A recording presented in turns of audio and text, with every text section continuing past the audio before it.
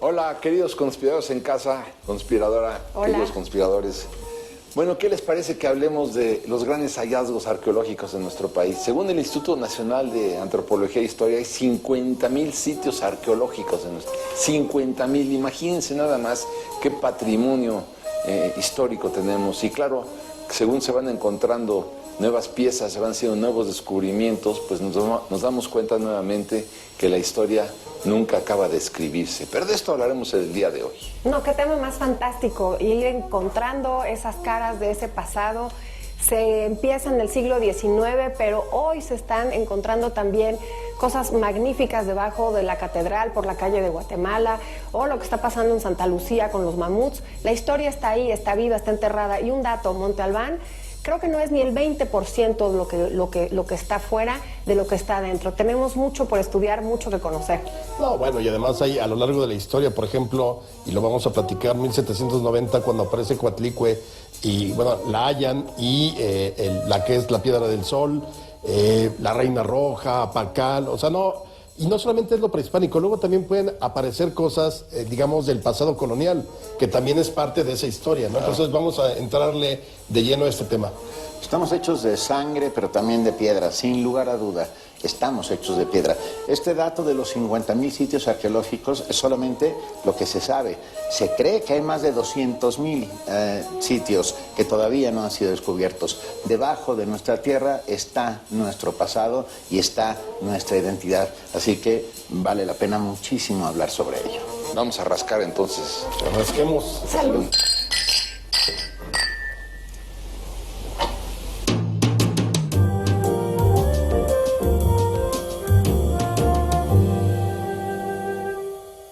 Pero no solamente hay hallazgos espectaculares en tierra, ¿no? También hay hallazgos espectaculares en el mar, porque pues muchos de los galeones que salían de México, pues a Europa se hundían, y otros tantos que venían de Asia, como la nao de la China, la nao de Filipinas, todo esto, bueno, pues muchos se hundían y habían en sus restos también una gran información histórica, ¿no? Y bueno, además de las grandes riquezas, pero bueno, si hacemos un repaso, porque yo siempre me quedé con un conflicto que quisiera poner ahora sobre la mesa, ¿no?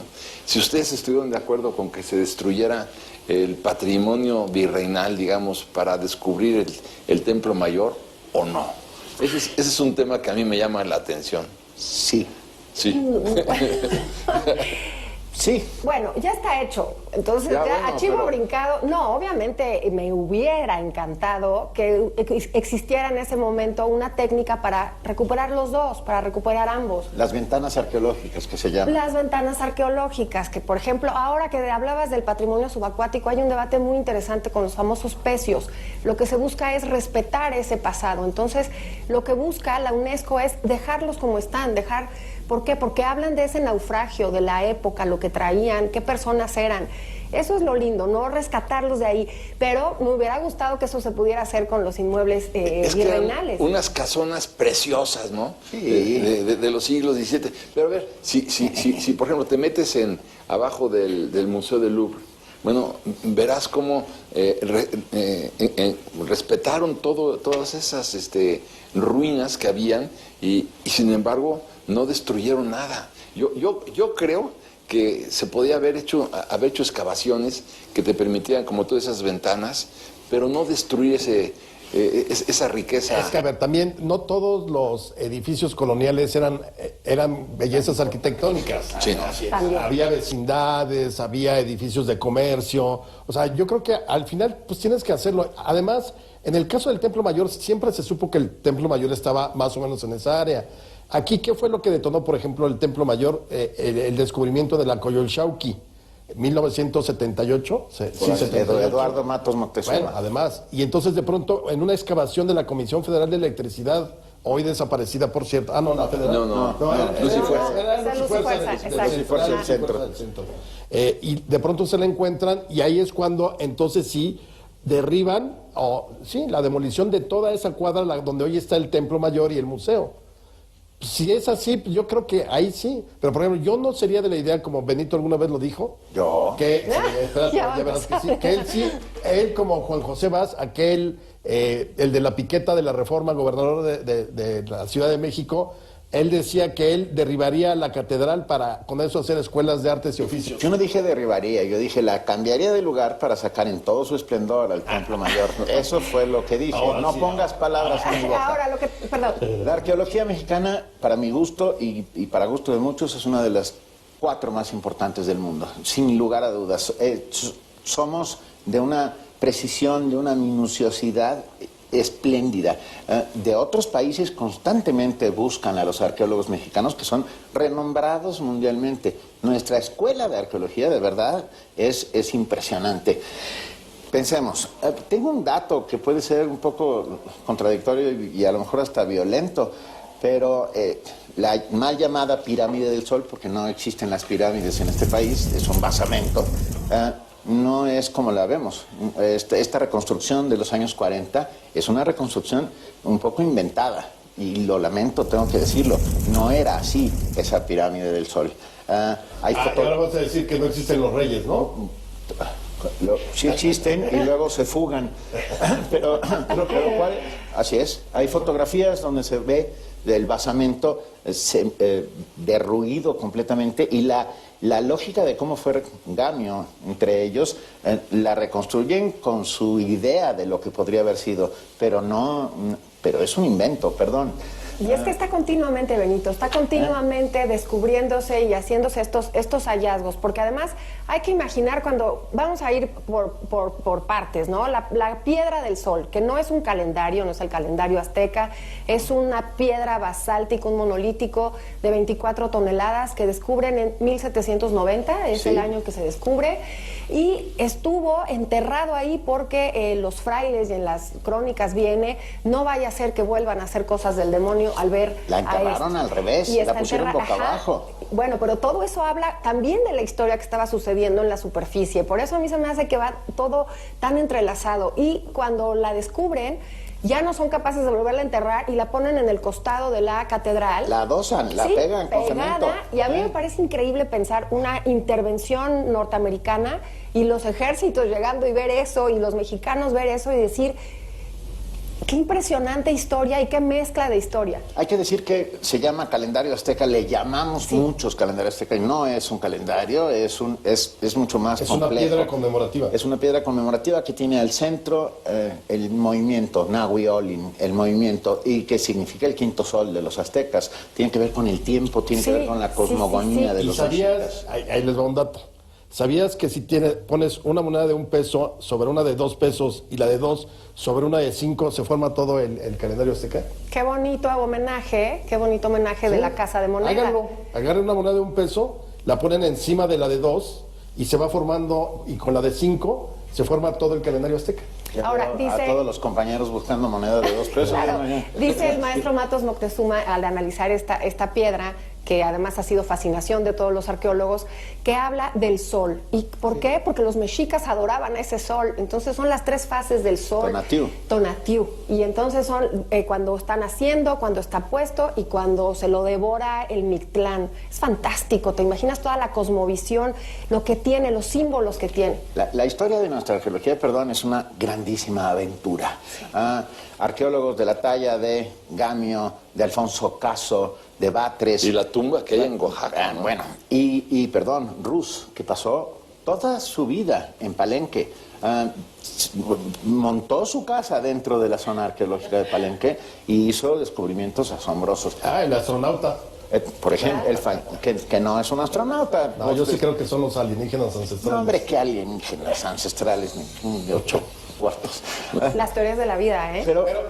Perdón, no, solamente decir eso, es una inmensa aventura, tiene que ver, y la arqueología, 2 puntos, paciencia, porque es un tema absolutamente de minuciosidad, o sea, las piedras son tratadas literalmente con pétalos de rosa que son pinceles de camello que lentamente se van descubriendo y conforme van apareciendo te vas dando cuenta de la inmensidad, intensidad y esplendor de nuestro pasado. Qué buena frase. Sí, bueno, sí, necesitas un biógrafo, Benito, que recoja lo que dices. Sin duda, sin duda. Pero a ver, imagínense por un momento que tú dedicas tu vida a encontrar una tumba, por ejemplo, como las 7, ¿no?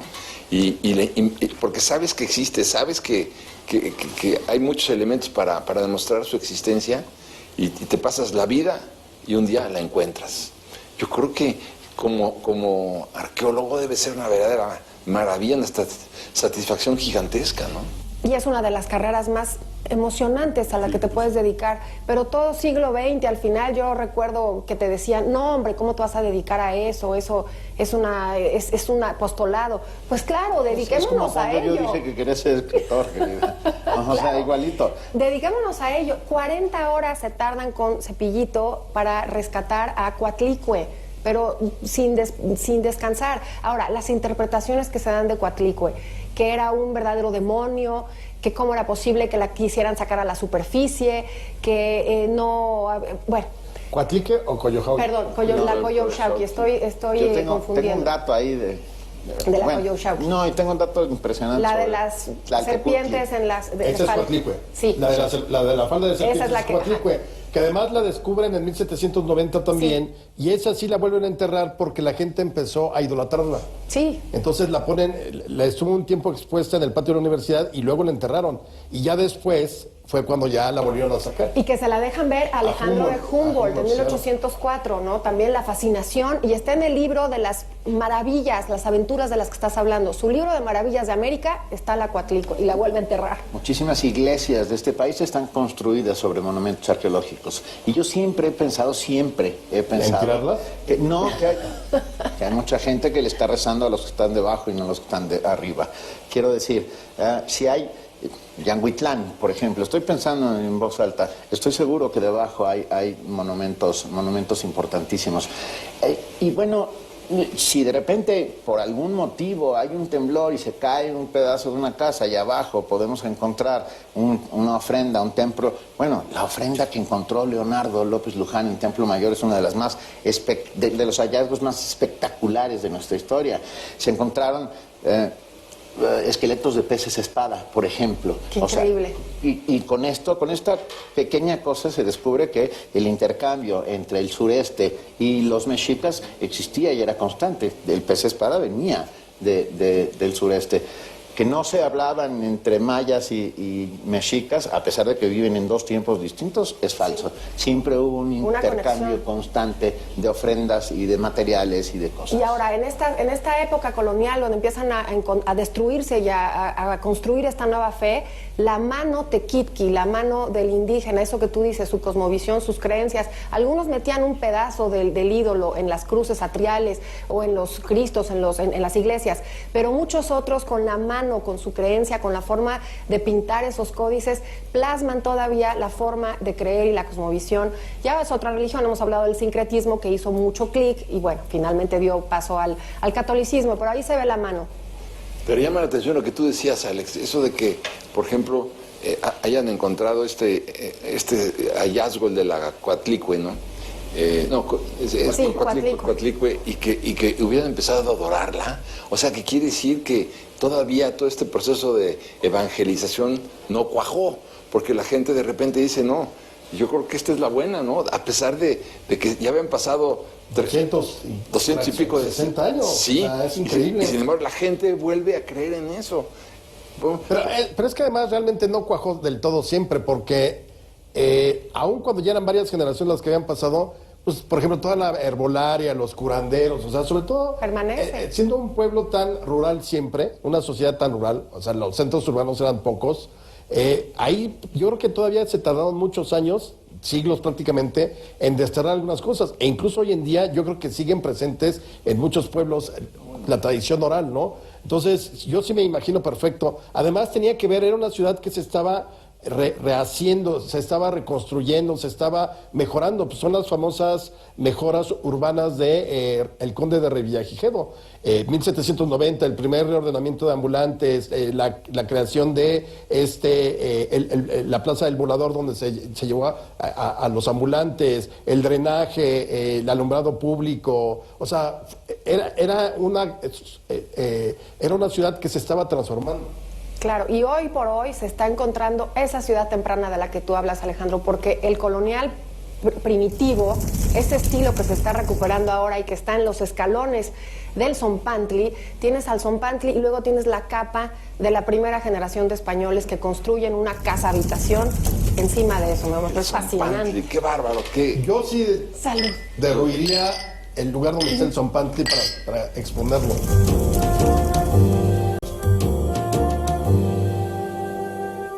A ver, Alex, te arrebatamos la palabra. No, yo soy de la idea... Pero hicimos bien.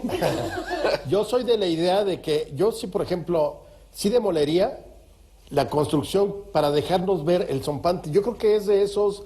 El güey Zompantli. el gran Pero si está Zompantli el de Palacio del Tenochtitlán. Marqués del Apartado, porque todavía hace 20 años que yo trabajaba ahí, podías bajar las escaleras y empezabas a ver el Había basamento. ventanas arqueológicas. Exacto, en el una Marqués ventana del- arqueológica. Yo también trabajé. No, Qué pero bonito, no, ¿verdad? pero no estaba en ese porque... Por ahí vas caminando, sí, entre la calle de Guatemala y el Palacio del Apartado, que es en la esquina de Argentina, tendrías que derruir ese inmueble. Pero no está que ahí. Es un inmueble hacia adelantito.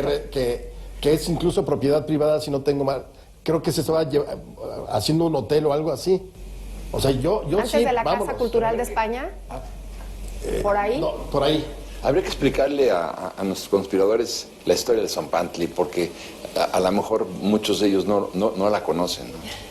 Bueno, el Zompantli es este famoso muro de calaveras, de cráneos, que es una aportación de los bárbaros del norte, es decir, los chichimecas, porque así se les conocía a todos los que emigraban desde el norte, y es de las cosas que traen los aztecas en su peregrinación cuando vienen a fregarse a los pueblos originarios.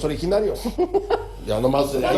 O sea, Me encanta. por si no les quedó claro, Sí, Claro. porque en el Valle de México había pueblos originarios. Sí. Los aztecas llegaron a quitar a esos pueblos originarios. De hecho- Yo creo que los aztecas tendrían que pedirle una disculpa a los pueblos originarios que estaban en el Valle de México, pero ese es otro debate. No, me encanta, porque además ni siquiera pertenecen al mismo lugar para estudiarlos. Unos son Aridamérica y otros son Mesoamérica, no tenían mucho en común. El dios Huitzilopochtli no era del altiplano. No. Pero hay que verla. perdón, No, di. era una ofrenda en respeto a los muertos y simultáneamente una forma de dar miedo. Ah, bueno, pero hay que Una terminar de explicar bestialidad. que el Zompantli es un muro que, imagínense un ábaco, pero en vez de tener las bolitas, le pasaban los cráneos de personas sacrificadas en distintos momentos. Sí, sigue. Y bueno, Los cráneos. y había Empalados. zompantlis de distintos tamaños. Los españoles ya conocían el Zompantli cuando llegan después de tantos meses yendo y viniendo, Tlaxcala, Cholula, ya conocían los Zompantlis, pero el que era magno, o sea, el Super Bowl de los Zompantlis, era el de la Ciudad de México, o sea, inmenso, gigante. Sí. Gigante. Y además lo refieren varios de los cronistas españoles, y hasta ahora que lo descubrieron hace 3 años, por eso yo digo, yo sí lo sacaría. Pero Sí, escúchame, impactante. perdón, una cosa, con la llegada de los españoles, el güey Zompantli, el gran Zompantli, tiene nuevas adquisiciones. Hay un par de cabezas de caballos, y los caballos llegaron con los españoles, así que o se murieron, o de repente, y estaban puestas ahí. Imagínense un muro, o este ábaco de cráneos de 20, 30 metros, yo creo que sí podía ser sobrecogedor, por Claro, lo menos. porque ahí está nuestra historia, Benito. Y lo que hablas de los caballos es justamente estas capas que se van dando ya de nuestra historia. Los españoles se vuelven locos, se les vuela la cabeza con ver el Zompantli. Fue uno de los grandes desencuentros entre Moctezuma y Cortés. Y los colores. Y los es colores. otra cosa. Pero además todavía estaban ensangrentadas. Algunas todavía olían a Tenían trozos de cadáveres. carne, sí. Y Había más. perdóname, rapidísimo. Actualmente se encontraron mujeres y niños también en ese gran Zompantli de Tenochtitlan. Pero al mismo tiempo habían 2 gigantescas urnas llenas de corazones. Que las relata Cortés cuando él va bajando y ve los cráneos ahí, se queda verdaderamente horrorizado. Y claro, cuando pregunta qué hay en las urnas, eran los corazones de todos los prisioneros de las guerras floridas que bueno, pues se los habían sacado a la luz de la luna y ahí tiraban los corazones. Digo, hay que ver, claro que se horroriza Cortés de eso, pero no se horroriza de la hoguera, ¿no? No. Eso también, de eso no se horroriza. Estamos ¿no? hechos de las dos cosas y esa historia es muy Y importante de otras contarla. muchas. Pero Sí, claro. para nuestros amigos, seguramente ahorita nuestra producción está poniendo el Zompanti que descubrieron, porque es maravilloso ver realmente, o sea, para mí es uno de los grandes hallazgos de los últimos, de este siglo. Es impactante, O sea, yo sí. lo pondría a la altura de la Coyolxauhqui No, o absolutamente. la que te tocó ver, Tlaltecutli. Y déjenme contarlo, porque Por favor. el 1 de octubre de 2006 me llaman por teléfono en la noche de nos vemos mañana. Yo estaba en el Instituto Nacional de Antropología e Historia, era coordinador nacional de difusión. Mañana, 7 de la mañana, nos vemos en Templo Mayor. Llegamos todos, acababan de descubrir la Tlaltecutli. Estaba sobre un muro, sobre un talud, puesta horizontalmente y solamente se veía un canto. Y empezaron a hacer muy lentamente y a descubrir que estaba labrada. Yo estuve ahí, estuve presente, es uno de los momentos más apasionantes de mi vida. El trabajo posterior fue casi un año de minuciosidad y hoy, recuperada y recuperado sus colores, está en el centro del vestíbulo del Templo Mayor. Es una de las piezas más asombrosas. Perdón, tengo que decirlo, el día que se descubrió, yo puse mi dedito porque era como parte de la historia, ¿no?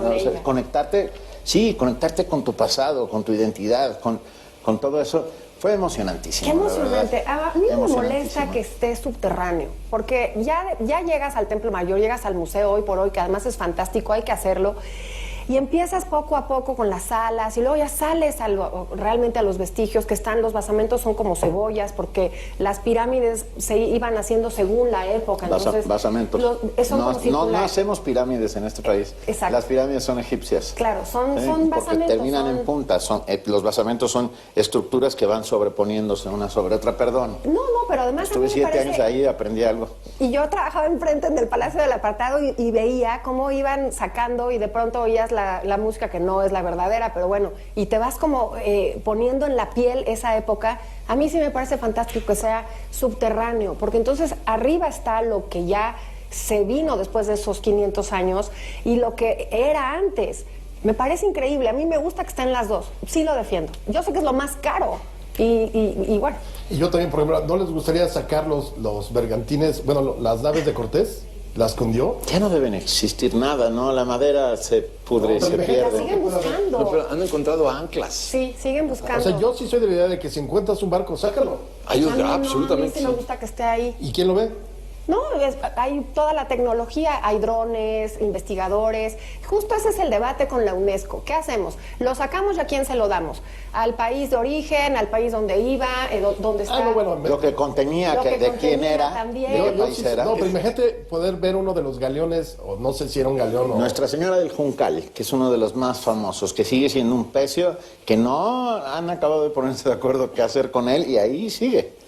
Sí, bueno, porque depende si está en las aguas territoriales de los Estados Unidos o aguas Claro. territoriales mexicanas. Si el cargamento era de quién, O sea, es que los derechos históricos te dirían que era nuestro, bueno, de la Nueva España. yo digo que sí. No, bueno, pues hasta buena parte del Golfo de México. Pero lo que voy es que yo, por ejemplo, sí rescatar objetos, piezas, ¿qué había en esos bergantines? O no sé, igual, ¿qué sucedió con los bergantines que se pusieron en las Atarazanas, que fue la primera construcción española, que seguramente se quedaron hundidos, ya han de estar por ahí, ahora que recuperen el lago de Texcoco, seguramente saldrán también. Claro, y tocas y tocas una fibra sensible que es la legislación. La Ley Federal de Sitios y Monumentos del Patrimonio Arqueológico, Histórico y se me va uno, y Artístico de México del 72 pone todo este patrimonio un poco en riesgo. ¿Por qué? Porque además de que hay que hacerla más vigente, todo lo que todo lo que se encuentre antes, actualizarla. Todo lo que se encuentre antes de la llegada de los españoles solamente puede tener como dueño el Estado mexicano. Di, Benito. No, tú puedes tener una pieza arqueológica en custodia Custodiada, claro. En custodia. Sí, sí. Lo que no puedes hacer es venderla ni trasladarla. No, puedes ni usufructuarla. tenerla en tu casa. No Por puedes supuesto, cobrar dinero por no, nada es de eso. patrimonio de la nación. El histórico sí, todo lo colonial sí. Y ya no hablemos de los saqueos que ha sufrido este país, como lo sufrieron Grecia, Egipto. Sí, O sea, sí. Grecia está toda en el British y Egipto está toda en el Louvre.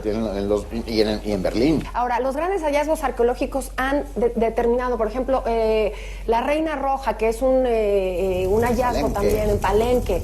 Está a la altura de los sarcófagos egipcios, porque son enterramientos, son individuos que existieron. Entonces hablas de esa época, de la cultura.